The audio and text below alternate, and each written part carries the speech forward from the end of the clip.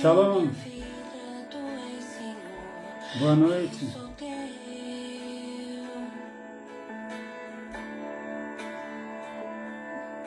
Ricos é do Senhor Jesus. Amém, pastora?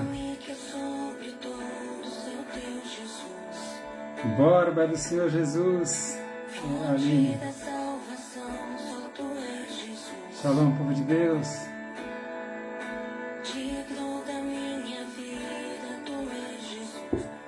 Shalom.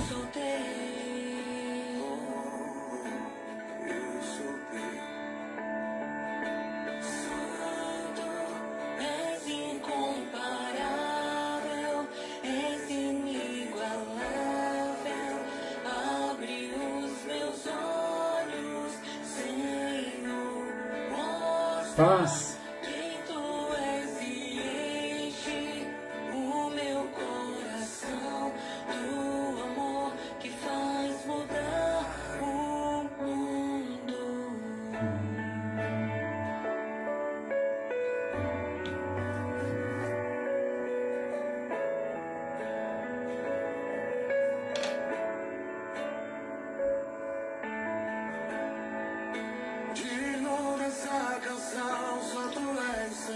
Deus é bom, Deus é Pai. Shalom. Para ti é do Senhor Jesus.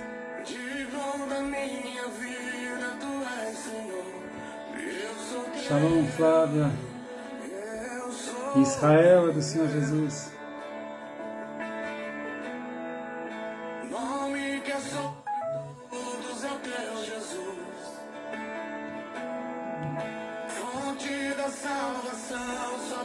O Batuba é de Jesus, amém?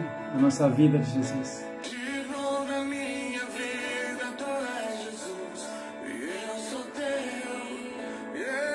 Vamos chegando, mais um minuto, amém?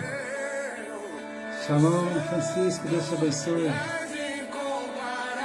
Cris, shalom.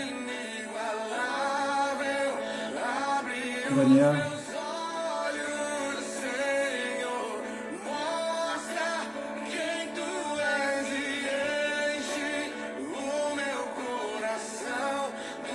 Paula, Deus abençoe a cada um. Shalom.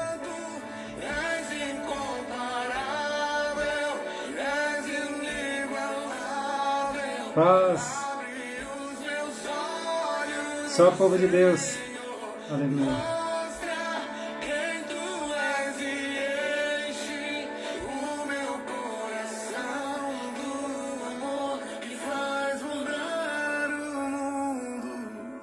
Amém, Neide.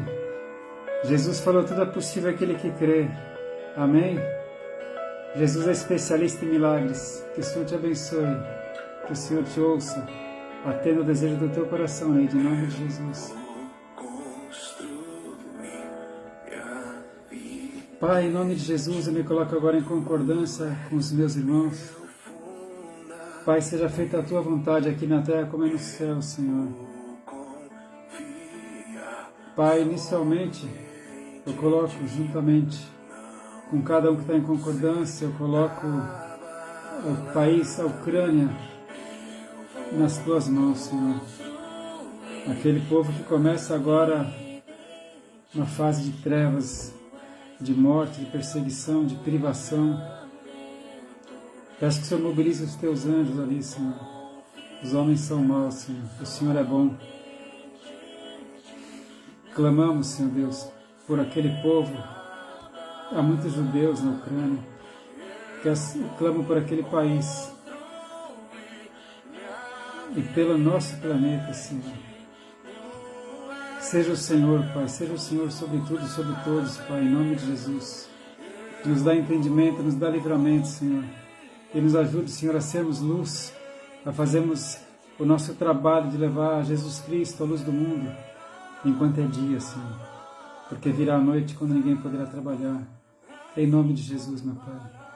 Amém, Senhor. Amém. Irmãos, Shalom. Nós, ontem, eu trouxe um estudo sobre o arrebatamento e a grande tribulação e o que antecede o arrebatamento da igreja é o princípio das dores que nós estamos vivendo já. Se você tiver oportunidade, assista, amém? Essa postagem deve estar sendo colocada entre hoje e amanhã, esse culto de ontem, o arrebatamento e a grande tribulação. Deus abençoe a sua vida e Deus abençoe nossos irmãos na Ucrânia, aquele povo, amém? Os dias são maus, amém? Bem, irmãos, Jesus falou que quem põe a mão no arado não pode ir lá para trás. Jesus disse que os discípulos, nós somos a luz do mundo, nós somos o sal da terra, temos trabalho a fazer. Importa que todos ouçam a palavra da salvação, né, de Jesus Cristo, e tenham a chance de ser salvos, amém? Eu quero falar com você a respeito do dobro na metade do tempo. Você que já me acompanha há algum tempo, sabe quando foi que isso veio à minha mente, não é? Logo depois do infarto, 7 anos atrás, quando eu soube que Deus tinha me dado uma segunda chance de continuar contra todas as expectativas científicas, pela grande destruição das células, né, do meu coração. Então, já com 54 anos, 53 para 54 anos, eu pedi a Deus: Senhor, me ajuda a fazer o dobro na metade do tempo, desse tempo que o Senhor me acrescenta. Então isso, na verdade, é uma vida produtiva, não é? É uma vida produtiva. É quando você para, dá uma olhadinha para trás e pensa: será que eu tenho feito o que eu deveria? O áudio está ruim, Isabel, eu vou tentar falar um pouco mais alto, tá bom? Os outros, por favor, deem um sinal se está ruim para vocês também. Aqui o meu aparentemente está no máximo. Bem, eu quero dizer para você uma resposta sobre o áudio. Aí tá bom, Magali, obrigado. Irmãos, olha,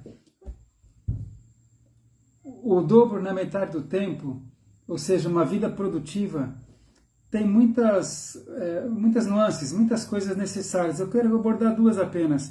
A primeira, certamente é necessário que haja um planejamento, né? Que hajam metas, planejamento. Porque senão, se você bobear, o seu dia acaba, a semana acaba, o ano acaba e a vida passa. Então tem que haver metas e tem que haver planejamento. Isabel, quem sabe se você tentar desligar e ligar de novo, eu não entendo muito, se alguém souber, dê alguma dica para a irmã Isabel, tá bem? E o segundo ponto, meus irmãos, para nós, primeiro é planejamento. E o segundo, para nós que cremos, é a direção de Deus. Direção de Deus, dar um passo certo, um passo com confirmação de Deus, do Espírito Santo. Então eu quero te mostrar um exemplo muito lindo, sempre na palavra de Deus, claro. Eu quero convidar você a abrir a palavra do Senhor no livro de Êxodo, Êxodo capítulo 12. Amém? Êxodo 12. Assim que o povo de Deus é liberto do Egito, da escravidão de 400 anos, Deus usa Moisés para libertar o povo. Então, veja aqui, Êxodo 12. Falou o Senhor a Moisés e a Arão. Obrigado, irmãos, pelo auxílio. Falou o Senhor a Moisés e a Arão na terra do Egito, dizendo: este mesmo mês vos será o princípio dos meses, e este vos será o primeiro dos meses do ano. Então ali Deus faz um reset, um restart, né? Ele recomeça, ele fala: olha, Moisés, Arão, diga para o povo que a partir de agora, este é o primeiro mês do ano, este é o primeiro ano e este é o primeiro mês do ano. Vocês vão começar a contar a sua história a partir de agora. A partir de agora que vocês estão livres. Amém? Guardou isso? Então, quando eles estão no deserto, ali é o primeiro mês do primeiro ano. Agora, eu quero ir com você lá para Êxodo 40. Êxodo 40, 17. 40, 17. E aconteceu no mês primeiro, no ano segundo, ao primeiro do mês, ou seja, no dia primeiro do primeiro mês do ano segundo. Um ano se passou. Desde quando Deus falou, Moisés, começa aqui a contagem, passou-se exatamente um ano. E o tabernáculo foi levantado. O tabernáculo foi levantado. Isso parece pouco, mas é muito. Em um ano, o tabernáculo foi levantado. O tabernáculo de Moisés, aquele tabernáculo que ia conter a glória, a presença de Deus.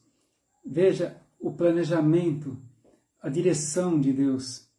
Você imagina que em um ano, aquele povo, aquela multidão de cerca de 3 milhões de pessoas que não se conheciam, né? Eles eram todos hebreus, mas eles moravam em toda aquela região de Gósen, no Egito.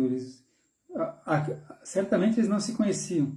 Então, eles têm que se adaptar a viver no deserto. Eles moravam em casas, ainda que eram escravos, mas eles tinham casas no Egito, eles tinham alimento, eles tinham uma rotina de vida. E agora eles estão no deserto. Eles têm que se habituar a andar no deserto, viver no deserto, morar no deserto. De casas, agora eles habitam em tendas. Eles não têm água e nem comida regular. Eles dependem totalmente da provisão sobrenatural de Deus para ter água e comida para 3 milhões de pessoas, não é? Com toda essa incerteza, em um ano, eles arrecadaram todo o material necessário para a construção do tabernáculo e construíram o tabernáculo em um ano. 3 meses depois da saída do Egito, eles chegaram na base do Monte Sinai, e Deus fala, Moisés, suba que eu vou falar com você. E Moisés sobe ao monte, e ali Deus dá toda a orientação para Moisés. 3 meses depois da saída do Egito. Deus dá toda a orientação, como deveria ser o tabernáculo, como que deveria ser o material, o que é de ouro, o que é de prata, o que é de cobre, o que é de madeira, o que é de tecido, o que é de bronze. Então Deus dá toda a orientação. Deus explica como são as suas leis, qual é os seus princípios de santidade. 3 meses depois da saída do Egito. Moisés vem e fala para o povo, olha, o Senhor Deus mandou vocês trazerem esses materiais, tragam as ofertas. E o povo começou a trazer as ofertas. E em um ano, né, em 3 meses ele recebe as instruções. E 9 meses depois está pronto o tabernáculo. No deserto, com todas aquelas dificuldades. Você percebe o planejamento, as metas, a orientação de Deus, uma vida produtiva, Então, vamos ver aqui Êxodo 40, amém? Êxodo 40, verso 17. E aconteceu no mês primeiro, no ano segundo, ao primeiro do mês, que o tabernáculo foi levantado. Porque Moisés levantou o tabernáculo. Êxodo 40, 18. Moisés levantou o tabernáculo e pôs as suas bases, e armou as suas tábuas, e meteu nele os seus varais, e levantou as suas colunas. Todo esse material foi trazido, bruto. Os artífices elaboraram, sob a direção de Bezalel e Aholiabe. E agora Moisés, com a ajuda deles, levanta o tabernáculo. E estendeu a tenda sobre o tabernáculo, e pôs a coberta da tenda sobre ela, em cima, como o Senhor ordenara a Moisés. Então ele primeiro está preparando o tabernáculo mesmo, que é o Santo dos Santos. E tomou o testemunho e pô-lo na arca, o testemunho, a vara de Arão que floresceu, o maná e as tábuas da lei. Colocou dentro da arca e meteu os varais à arca e pôs o propiciatório sobre a arca. O propiciatório é aquela tampa com 2 querubins, tudo de ouro, em cima da arca. E levou a arca ao tabernáculo e pendurou o véu da cobertura e cobriu a arca do testemunho, como o Senhor ordenara a Moisés. Então aqui ele preparou primeiro a tenda, o tabernáculo, que é o Santo dos Santos. Pôs também a mesa da tenda da congregação ao lado do tabernáculo, para o norte, fora do véu. Agora ele vai preparar o santo lugar. Primeiro foi preparado o Santo dos Santos, agora o santo lugar, fora do véu, a mesa. E sobre essa mesa pôs em ordem o pão, é o pão da proposição. Eles fizeram pão no deserto, perante o Senhor, como o Senhor ordenara a Moisés, tudo como o Senhor ordenara a Moisés. Versículo 24, pôs também na tenda da congregação, fora do tabernáculo, o castiçal de fronte da mesa, ao lado do tabernáculo para o sul, e acendeu as lâmpadas perante o Senhor, como o Senhor ordenara a Moisés.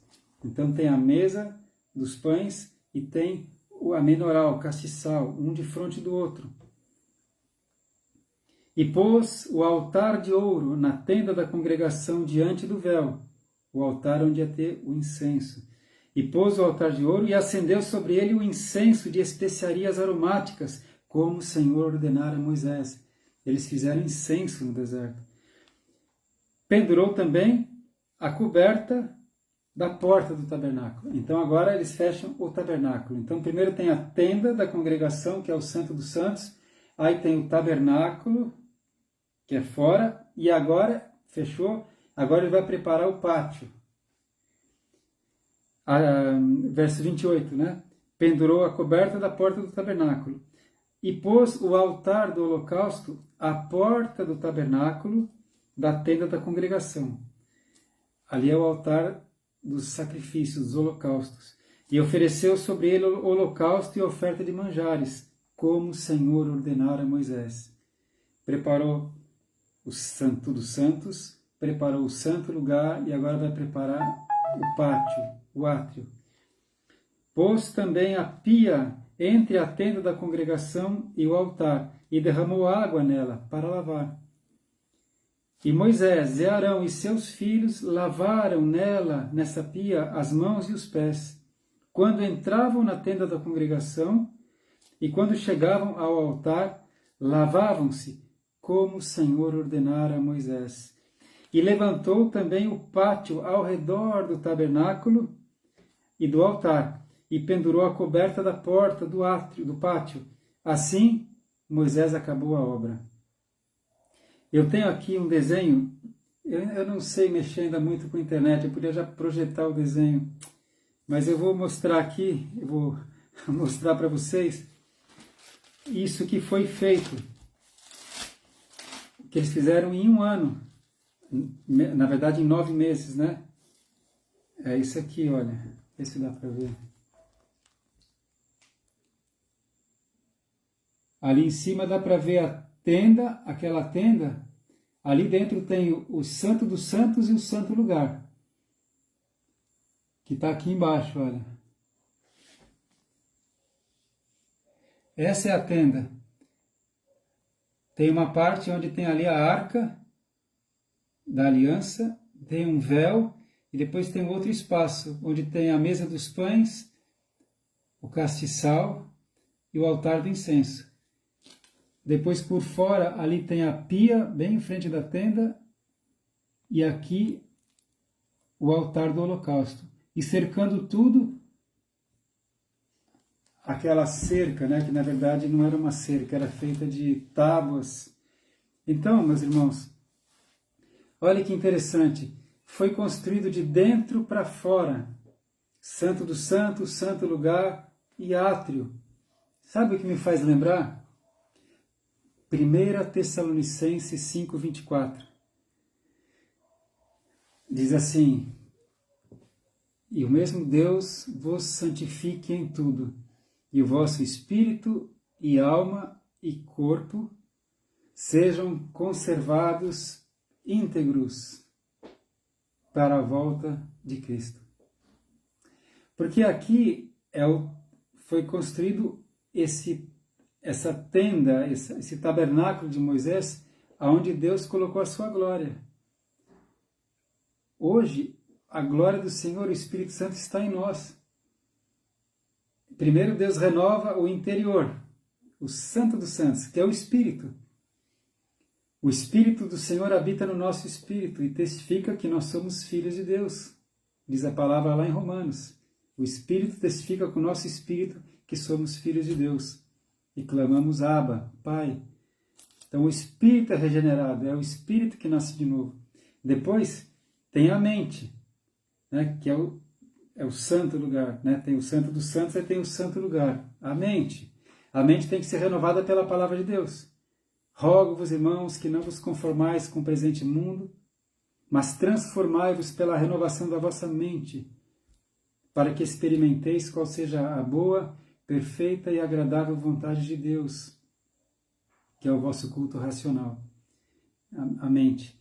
E depois tem o exterior, o pátio, né? Que é o corpo. É o corpo que cerca tudo isso, né? Cerca a mente e o espírito. O corpo que também tem que ser colocado na linha, né? Paulo fala, esmurro o meu próprio corpo, quer dizer, eu me policio, eu ponho regras para o meu próprio corpo. O quanto que eu vou comer, o quanto que eu vou dormir, o que eu bebo, o que eu não bebo, certo?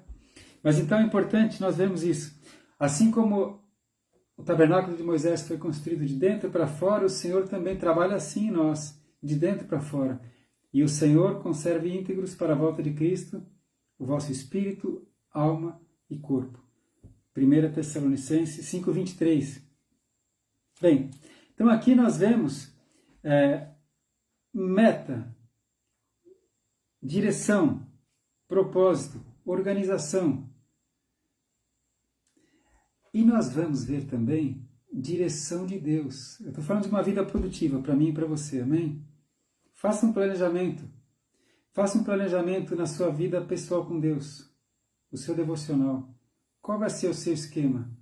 Qual vai ser o seu planejamento para você crescer espiritualmente? Faça um planejamento familiar. Qual é o tempo que você vai dar para os seus filhos, para a sua esposa? Você já colocou na agenda passeios, programas, jantar com a sua esposa? Se você não colocar o tempo para ensinar seus filhos nas tarefas ou para brincar, planejamento mesmo. Senão você é engolido pelo dia a dia. Faça um planejamento profissional. Metas. Eu vou fazer cursos para me aprimorar, eu vou investir no meu negócio, eu vou fazer essa reforma, certo? E faça planejamentos ministeriais. Você foi chamado para o corpo de Cristo, que é a igreja de Cristo. Tenha metas para você crescer ministerialmente. Amém? Bom, então, como eu disse, a primeira coisa é planejamento. E a segunda coisa, para nós que cremos, é direção de Deus. Direção de Deus. E olha, agora vem a parte mais sobrenatural aqui. Êxodo 40:34. Êxodo 40:34.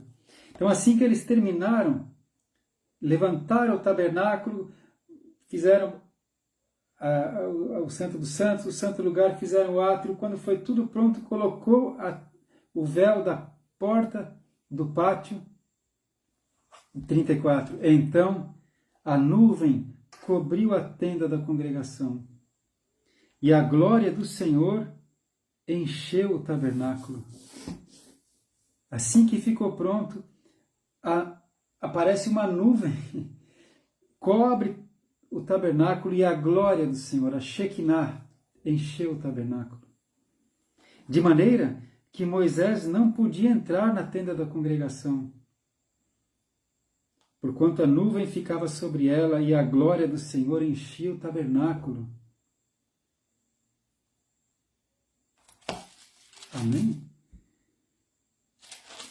O tabernáculo, aí tem a tenda da congregação, o tabernáculo está dentro da tenda. Moisés não podia nem entrar na tenda, Moisés não podia nem entrar naquele santo lugar onde estava a mesa dos pães da proposição, o castiçal de ouro e o altar de incenso. Moisés não podia nem entrar lá, quanto mais onde estava a arca, por causa da glória do Senhor.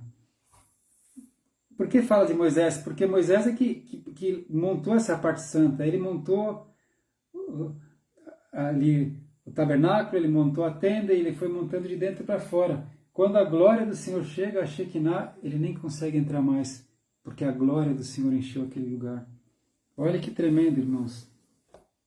Essa questão da glória do Senhor, a gente não entende muito, não é? Para a nossa sociedade moderna não bate, não faz muito sentido.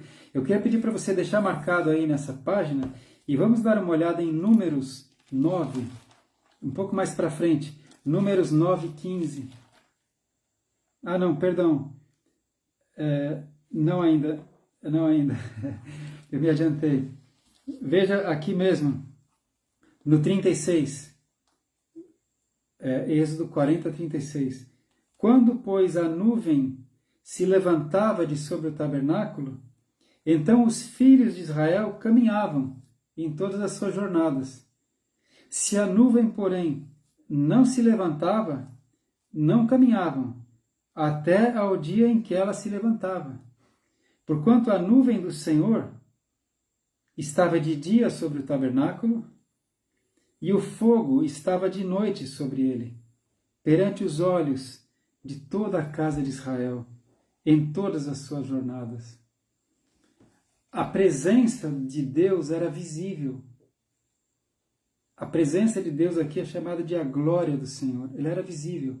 De dia havia uma nuvem em cima, justamente, do tabernáculo. E de noite era uma coluna de fogo. É verdade que a nuvem protegia toda aquela população do calor tórrido do deserto. E à noite, a coluna de fogo aquecia do frio extremo que acontece à noite no deserto e também trazia iluminação, não é? Mas você viu aqui que se a nuvem se movia, eles moviam-se. Se a nuvem parava, eles paravam.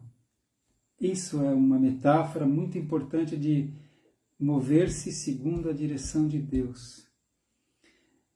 Eu quero ir com você agora para Números 9. Vamos lá para Números 9, 15. Números 9, 15. Eu já abri aqui, vou esperar você abrir, tá bom? Números 9, 15. E no dia de levantar o tabernáculo, a nuvem cobriu o tabernáculo sobre a tenda do testemunho. E à tarde estava sobre o tabernáculo como uma aparência de fogo, até a manhã. Assim era de contínuo, veja. A nuvem o cobria, e de noite havia aparência de fogo. Mas sempre que a nuvem se alçava sobre a tenda, os filhos de Israel, após ela, partiam. Eles iam atrás da nuvem, vão atrás de Deus. A direção de Deus. Vida produtiva.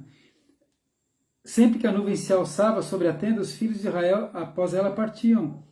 E no lugar onde a nuvem parava, ali os filhos de Israel assentavam o seu arraial. 3 milhões de pessoas se movem, desmontam o acampamento, desmontam a tenda, pegam os utensílios, todos os levitas desmontam toda aquela estrutura do tabernáculo e cada um tinha uma função, cada um levava alguma coisa específica. Amém? E depois monta tudo de novo. Versículo 18. Segundo o dito do Senhor, segundo o mandato do Senhor, os filhos de Israel partiam, e segundo o dito do Senhor, assentavam o arraial. Todos os dias em que a nuvem parava sobre o tabernáculo, assentavam o arraial. E quando a nuvem se detinha muitos dias sobre o tabernáculo, então os filhos de Israel tinham cuidado da guarda do Senhor e não partiam. E era que, quando a nuvem poucos dias estava sobre o tabernáculo, segundo o dito do Senhor, se alojavam e, segundo o dito do Senhor, partiam. Porém, era que, quando a nuvem desde a tarde até a manhã ficava ali, e a nuvem se alçava pela manhã, então partiam, quer de dia, quer de noite. Alçando-se a nuvem, partiam. Você imagina isso? A nuvem está se movendo, José, chama teu irmão, vem cá, a nuvem está se movendo, a gente vai partir. Podia ser de dia, podia ser de noite, eles nunca sabiam quando seria. Ou quando a nuvem sobre o tabernáculo se detinha 2 dias, ou um mês, ou um ano, ficando sobre ele, então os filhos de Israel se alojavam e não partiam, e alçando-se ela, partiam. Pode ser 2 dias, pode ser um mês, pode ser um ano. Se Deus fica, a gente fica, se Deus vai, a gente vai. Segundo o dito do Senhor se alojavam, e segundo o dito do Senhor partiam. Da guarda do Senhor tinham cuidado, zelo das coisas de Deus, segundo o dito do Senhor pela mão de Moisés. E sabe o que aconteceu? Eles vagavam em territórios de povos bravos, povos nômades, povos guerreiros, e nunca aconteceu nada com eles. Aliás, eles tiveram 2 batalhas sob o comando de Moisés e venceram as 2. Uma delas contra os terríveis amalequitas. Venceram as 2, porque Deus estava com eles. Ninguém morreu de fome, ninguém morreu de sede, ninguém morreu de animais peçonhentos, exceto circunstâncias específicas, peculiares, que a gente não vai entrar no detalhe agora. A sola do sapato deles não gastou. Os partos das mulheres foram sempre naturais e normais, abençoados no deserto. Ninguém adoeceu por quase 40 anos, 39 anos, porque o Senhor estava com eles. E eles tinham cuidado da guarda do Senhor. O temor do Senhor é o princípio da sabedoria. Amém? O dobro na metade do tempo. Coloca a tua vida aos pés da cruz.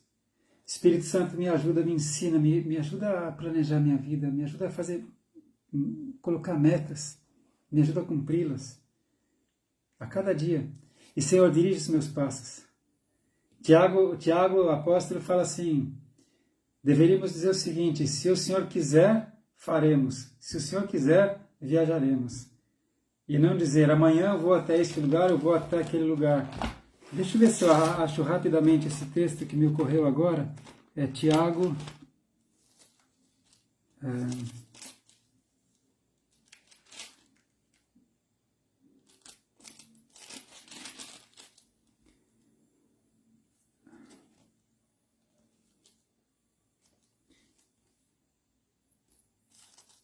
Talvez, se alguém achar primeiro, me ajuda aqui, irmãos. Qual é o texto de Tiago que fala, se o Senhor quiser, iremos, viajaremos. Deixa eu ver se alguém já achou aí.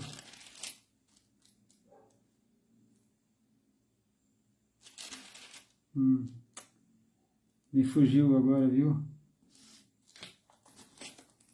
Bom, mas amém. Depois você vai ver com calma, tá?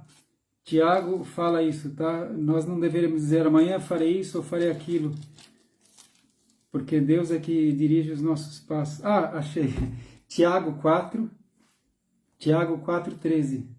Tiago 4:13. Ei, agora, vós que dizeis, hoje ou amanhã iremos a tal cidade, e lá passaremos um ano, e contrataremos e ganharemos. Digo-vos que não sabeis o que acontecerá amanhã. Porque o que é a nossa vida é um vapor que aparece por um pouco e depois se desvanece. Em lugar do que devias dizer, se o Senhor quiser, e se vivermos, faremos isto ou aquilo. Amém? Então, uma vida produtiva é uma vida planejada e uma vida dirigida pelo Espírito Santo de Deus que habita em nós. E finalmente, para completar, eu queria falar um pouquinho rapidamente sobre a glória do Senhor. A glória do Senhor. Jesus falou, Pai, eu lhes dei a glória que tu me deste, a glória que eu tinha contigo, eu lhes dei, para que nós sejamos um, eu com eles e eu em ti. A glória do Senhor Jesus nos entregou, a presença do Senhor, mas isso é muito grande. Eu quero só ler 2 versículos com você, tá bom? O primeiro está em... Lembra que nós lemos lá em Êxodo 40:34? Nós lemos Êxodo 40:34, que assim que ficou pronto o tabernáculo, a glória do Senhor encheu o tabernáculo e nem Moisés podia entrar, e a glória era vista na nuvem, não é? Vamos ver então agora Êxodo 16, o verso 7, Êxodo 16, 7... Isso foi antes do tabernáculo ficar pronto, antes. Êxodo 16, 7. E amanhã vereis a glória do Senhor, porque ouviu as vossas murmurações contra o Senhor. Aquele povo ainda estava murmurando ali no deserto, não estava entendendo bem as coisas, e Moisés ainda não tinha subido ao Monte Sinai, e o povo já estava reclamando. Amanhã vereis a glória do Senhor, porquanto ouviu as vossas murmurações contra o Senhor. Porque quem somos nós, para que murmureis contra nós? O Arão e o Moisés falavam, vocês estão murmurando contra a gente. É contra Deus que vocês estão murmurando, não fomos nós que tiramos vocês do Egito. Amanhã vocês vão ver a glória do Senhor. E aí no verso 10, e aconteceu que quando falou Arão a toda a congregação dos filhos de Israel, e eles se viraram para o deserto, eis que a glória do Senhor apareceu na nuvem. Foi a primeira vez que eles viram a glória do Senhor numa nuvem.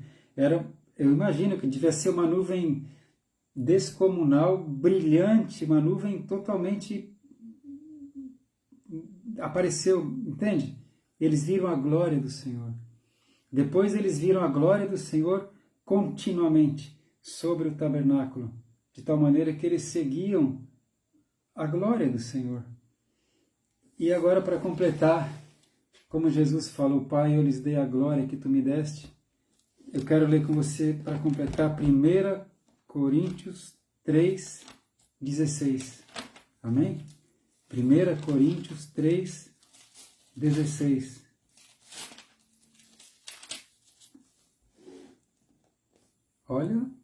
Olha só a responsabilidade. 1 Coríntios 3, 16. Não sabeis vós que sois o templo de Deus e que o Espírito de Deus habita em vós? Quando o tabernáculo ficou pronto, a glória do Senhor veio. O Espírito. Ruach, né, em hebraico. Agora nós somos o templo de Deus. E o Espírito Santo habita em nós. Quando você entregou a vida para Jesus, aquele dia que você fez aquela oração, entregando a sua vida para Jesus Cristo, o Espírito Santo veio habitar em você. Você é templo de Deus, morada de Deus, o Espírito Santo habita em você, a glória do Senhor. A tal ponto que Jesus fala, vós sois a luz do mundo. Que grande responsabilidade. Ah, mas eu ainda tenho fome, mas eu ainda tenho sede, mas eu ainda tenho medo, mas eu ainda sinto dor. Nós não viramos super-homens. Por isso que Deus fala que Ele coloca um tesouro em vasos de barro, para que a excelência do poder seja dele e não nossa. Continuamos dependendo dele. Continuamos sujeitos às intempéries e às coisas desse mundo, né? As vicissitudes todas desse mundo. Estamos sujeitos. Mas com ele, e por ele, e para ele. Amém? Que Deus te abençoe, que você não seja pego de surpresa. Jesus fala, olha, eu conto tudo isso para vocês, para que vocês não sejam pegos de surpresa. À medida que as coisas forem acontecendo, vocês já estarão sabendo. Por isso Ele deixou a palavra para nós. Está tudo escrito aqui, o que está acontecendo e o que vai acontecer. O importante é que Jesus te ama. E se você pede ao Pai em nome de Jesus Cristo, Ele te ouve e te atende. Amém? Eu oro a Deus para que a sua vida seja uma vida produtiva, independente da sua idade. Porque quando a gente é jovem, a gente pensa que a gente nunca vai envelhecer, não é? A gente, quando tinha 18, 19 anos, encontrava alguém de 40 anos, falava, puxa, um velho lá, né? Você que agora tem 30 anos, olha para alguém de 50 ou 60 e fala, puxa, um velho. Quem tem 60 agora, olha alguém de 80 ou 90 e fala, puxa, um velho. A gente vai empurrando a velhice lá para frente. A gente vive como se nunca fosse morrer, porque o Espírito é eterno. Nós temos esse senso de eternidade. Mas o importante é você ter uma vida produtiva. Que você possa dizer como Paulo no fim da sua vida, completei a carreira, combati o bom combate. Agora posso guardar a espada, posso guardar a fé. Amém? O Senhor te abençoe. Amém, Dulce. Faça planejamento em 4 áreas da sua vida, irmão, irmã. pessoal com Deus, familiar, planejamento, profissional e ministerial. Amém? Deus te abençoe, Deus te guarde. O Senhor faça resplandecer a sua luz sobre ti. O Senhor tenha misericórdia de ti. O Senhor sobre ti levante o seu rosto e te dê a paz. Em dias turbulentos, em dias de tribulação, não olha para os problemas, olha para Jesus. Não fique alheio, mas não deixe que nada roube a tua fé e traga medo para o teu coração. Ancora a tua esperança em Jesus Cristo. A glória do Senhor está com você. Amém? Shalom, povo de Deus. Até a próxima quinta, se Deus permitir.